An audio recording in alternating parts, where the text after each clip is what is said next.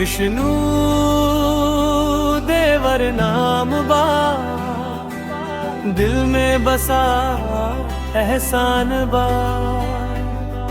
आवाज में जादू बा, सबके दिल के अरमान बा।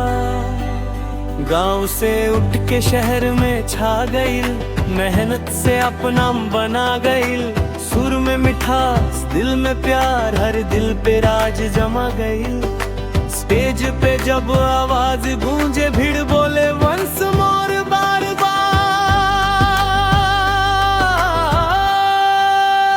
विष्णु देवर नाम बा, सबके दिल के जान बा। गाना में बस प्यार बा, आवाज में पहचान बा।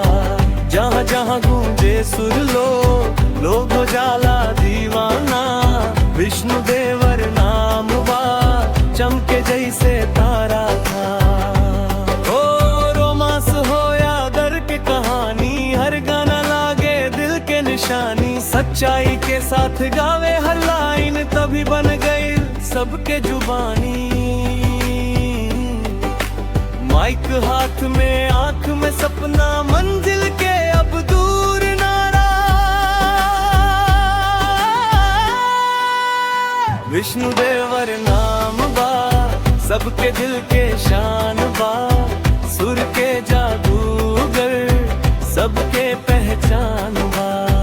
दिल से निकले हर एक धुन, सीधा दिल में बस जाला।